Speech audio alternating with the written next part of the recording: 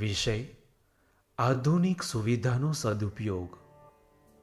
અત્યારની સુવિધા મળી છે એ સુવિધાનો ઉપયોગ આપણે એ કરવાનો છે કે આપણા દેહના સુખ માટે નહીં, દેહના ભોગ માટે નહીં, પંચ વિષયના ભોગ માટે નથી કરવાનો. એ સાધનો છે એને ભગવાનમય બનાવવાનો છે કે એમાંથી કે આપણો સત્સંગ જે અત્યારે બધું વેબસાઇટો બીજું ત્રીજું કરીએ છીએ એની અંદર એ કરીને ભગવાન શ્રીજી મહારાજનો મહિમા અને જ્ઞાન જોગી મહારાજ જેવા સંતોનું એમનો જે આપણે મહિમા છે એ પહોંચે દુનિયા સુધી.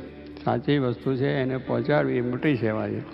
તો એ છે એટલે સાધનો એ જ આપણે છે કે સાધનો જે મળ્યા છે એ કેવળ આપણા વિષય સુખ માટે નહીં, ભોગ વિલાસ માટે નહીં, એની ઉપયોગ એવો કરો કે જેથી કરીને આપણો વ્યવહારમાં આપણી શુદ્ધિ આવે અને આ મોક્ષમાં શુદ્ધિ આવે. તો આજે અત્યારે આ જે સાધનોથી ઉપયોગ થાય છે એથી પણ એક સત્સંગ વધે છે અને એ પણ જોગીમાનો જે સંકલ્પ છે એટલે આ બધું આપણને થાય છે. તો કહેવાનું શું છે કે એમ આ બધી વસ્તુનો આપણે જો અને એનો ઉપયોગ આપણે પોતે જો કરીએ તો એ ઉપયોગથી ઘણા માણસોને સત્સંગને લાભ થાય છે. એટલે જોગીમાં જે સંકલ્પ કે આખું અમેરિકા રંગવું છે તો આખા અમેરિકાની અંદર સંદેશો પહોંચી જાયેલો. તમે અત્યારે એવા બધા સાધનો છે કે બધે પહોંચી જાય. હવે દુનિયા નજીક થઈ ગઈ. આજે દુનિયા દૂર નથી. અમેરિકા કે ભારત કે કેટલા દૂર છે નથી, નજીક છે. ટેલિફોન કરે સીધી વાત થાય, ઈમેલ કરે એટલે તરત સીધી વાત થઈ જાય, તરત એના સમાચાર અત્યારે તમને આવી જાય. એક આ ફોટા પાડે છે, આ ફોટો અહીંયા પાડ્યો અને તરત આપણે આમ કરી દેવા. અમે અમદાવાદ લંડનમાં અરે દિલ્હીમાં હતા એટલે અડવાણી સાહેબને બધા આવ્યા હતા આપણા પ્રધાન. હવે એમને ફોટો પાડ્યો પેલા આપણા હરિભક્તે ફોટો પાડીને તરત જ એ સભા પૂરી થઈ અને એ વિદાય લેવાના હતા તો એને તરત ફોટો પ્રેઝન્ટ આપી દીધો. ખુશ થઈ જાય. કહેવાનું શું શું તરત ને તરત મળી જાય. એટલે આ સાધનથી આ કરવાનું છે. એ સાધનથી પછી દુનિયાના રંગ ને રાગ ને ઢંગ ને પછી આપણે જે બધા ડાન્સીસ થતા હોય ને ગરબા ગવાતા હોય ને બેકગ્રાઉન્ડ પુરુષ નાચતા હોય એમાં કંઈ ના ભલે કરવે. શુદ્ધ હૃદય તો પહેલું થવું જોઈએ.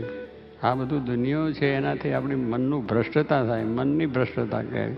તો એનાથી આપણને શાંતિની દુનિયા સારી. પણ આ સાધનો તે ભગવાનનું ધ્યાન થાય, ધર્મનું જ્ઞાન થાય, સંતના મહિમા, ગુરુનો મહિમા, આપણા કાર્યોનું પણ સારી રીતે એમાં આપણું સારું થાય. તો એ ઉપયોગ કરવાની છે. એટલા માટે આપણે આ સાધન મળે છે. આપણે એમ માની લેવા નથી કે બંગલા, મોટર, ગાડીઓ મળી છે એટલે આપણું શરીરના સુખમાં ભગવાન માટે ઉપયોગ થાય. આપણું ધન, ધામ, કુટુંબ, પરિવાર ભગવાનને સંતને અર્થે કરી રાખવું. મહારાજે કહ્યું ધન એટલે પૈસા, ડોલર, ધન, ધામ, પછી ધામ એટલે બંગલા. આપણા બંગલા છે ને બધા એ ભગવાનના છે, આપણા છે જ નહીં. બધા એ રીતે માની લેજો એટલે વાંધો જ ના આવે. કારણ માનીશું તો દુઃખ થશે કે મારો જતો રહ્યો, બંગલો જાય તો દુઃખ થાય. કંઈ નહીં.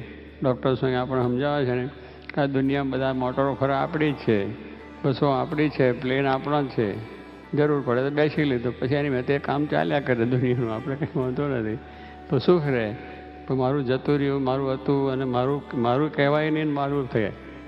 જો આપણે ના માનીએ માનવું કશું તો એ બધું આપણું થઈ જાય. પણ આપણું માનીએ ત્યારે દુઃખ થાય પાછું જતું રહે. એટલે કહેવાનું શું કે બધું ભગવાને આપણને સાધન શરીર આપ્યું છે અને બધા સાધન જે આપ્યા છે એ ધન, ધામ, કુટુંબ બધું આપણું આપ્યું છે. પરિવાર એટલે આપણા પરિવાર બધા છે. એ બધી વસ્તુ છે એ ભગવાને જ કરેલી છે અને ભગવાનને માટે છે એમ માનીને આપણે ચાલીએ તો આપણને સુખ ને શાંતિ રહે.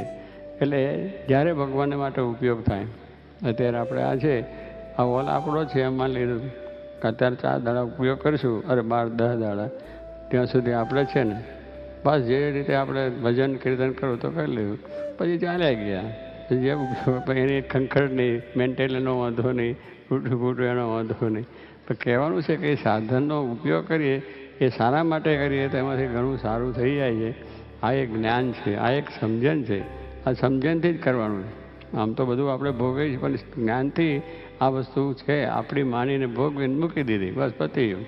આપણે જેટલું કામ જેનાથી કરવું છે એટલું સારું કામ આપણાથી કરવું પતી. એમ શરીર છે એ આપણું પડવાનું છે, આ નાશ પામી જવાનું હોય, અગ્નિ સંસ્કાર થવાનો હોય.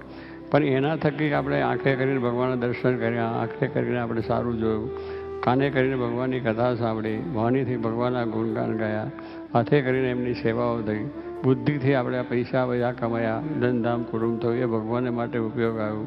મનની અંદર પણ ભગવાનનો જ વિચારો ચાલે, બુદ્ધિમાં ભગવાનના વિચારો આવે, ચિત્ત છે એને ચિંતન કરે, આ બધું જ ભગવાનમય આખું શરીર થઈ જાય. એટલે કરી રાખવાનું એટલે શું કે એ જેમ રાજી થાય એ માટે કરી રાખે. બાકી તમે તમારો વ્યવહાર તો કરવો જ, બધાએ કર્યો છે, રાજા મહારાજાએ, પણ મન ક્યાં ગયું કે ભગવાનમાં હતું.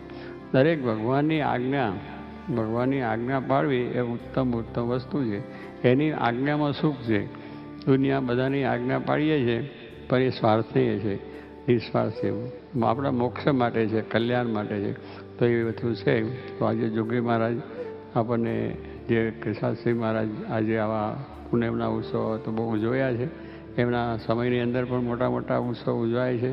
પણ એક ઉત્સવ તો ઉજવાય છે, આપણે પણ અત્યારે ઉજવીએ છીએ. પણ હમણાં વિવેક સાગર સ્વામીએ કહ્યું, અને જેમ કે એમની જેટલી રીતે એમના ગુણ આપણામાં આવે એટલે આપણે ઉજવ્યા કહેવાય. એમને જે ઈચ્છાઓ છે, એમના આદેશો છે, એ આપણા જીવનમાં જેટલા થાય દ્રઢ એટલે ગુરુ પૂનમ ઉજવી કહેવાય. બાકી આપણે ઉત્સવ તો કરીએ એટલે વિધિ પ્રમાણે કરવું પડે, હાર કરવા પડે, ફૂલહાર કરવા પડે, આરતીઓ કરવી પડે, બધું કરીએ, ગુરુનું પૂજન થાય, એ તો બરાબર છે, એ આપણો પ્રેમ ભાવ છે અને કરીએ ભગવાનને સંતના માટે એમનું ગુરુ પૂજન એ તે. પણ ખરું પૂજન તો શું કે એમના જે ગુણ છે, એમના જે દિવ્ય ગુણો છે, એ ગુણ આપણી અંદર આવે તો પછી આપણી સ્થિતિ પણ ગુરુ જેવી થાય, આપણે પણ ભ્રમરૂપ થઈ જવાય અને ભગવાનની ભક્તિના અધિકારી આપણે બનીએ છીએ. તો આવા ગુણ આપણાની અંદર જોઈને એ તો રાજીને રાજી જ છે. પણ આપણી તૈયારી જોઈએ, આપણી તૈયારી જેટલી છે એટલું એ તો રાજી છે. એમના આશીર્વાદ છે એ આપણે સ્વામી કહે છે ને, જેટલું ગુરુને આપણને સમજાવવાની તાન છે, આપણને ભ્રમરૂપ કરવાનું તાન છે, સુખી કરવાનું તાન છે, એટલું સામે આપણે પણ જોઈએ ને. બે વસ્તુનું સામે બરાબર હોય તો એનો બરાબર થઈ જાય. કે જેટલું વક્તાને કહેવાનું, ગુરુને જેટલું આપણને કરવા છે એ તાન છે, એવું આપણે થવા માટે તૈયાર થવું જોઈએ. પણ આપણે થોડો મનનો ભીડો પડે, દેહનો ભીડો પડે, ખસી જઈએ તો કંઈ તાન ના કહેવાય. એ જોરા એમને જેમ ગુરુ માટે જોગી મહારાજ માટે, શાસ્ત્રી મહારાજ માટે જોગી મહારાજ ચોરા કરે, ભગતજી મહારાજે કર્યા, શાસ્ત્રી મહારાજે પોતે કર્યા છે. આ બધા આગળના ભક્તો જ તો શું એક જ ગુરુ રાજી થાય એને માટે પોતાના દેહનું, તો એ ગુણ એ પાપના છે. એમ આપણે પણ એ જ વસ્તુ છે કે એમના જે કરવું છે જોગી મહારાજ, દુનિયામાં સત્સંગ ફેલાવવો છે, તો આપણે પણ એવા ગુણ પ્રાપ્ત થાય એનું ખબરદાર રાખવું. પછી આપણે ફરવા જ્ઞાન આપણે ના તો બધા ભેગા થયા મારે કરવું પડે એવું નહીં, એ થાય જ નહીં. એ વસ્તુ આપણાથી બને જ નહીં. એવી દ્રઢતા સાથે રાખીએ તો ખૂબ આપણને લાભ થાય છે. માટે જોગી મહારાજ આપણા ઉપર આ સેવાથી, આવી શિબિરો કરવાથી, આવું ભજન કરવાથી, આવી રીતે એમના આપેલા નિયમો છે એ પાળવાથી અને એમની દ્રઢ ભક્તિ કરવાથી આપણા ઉપર એમનો રાજીપો છે અને હંમેશા માટે રહેશે.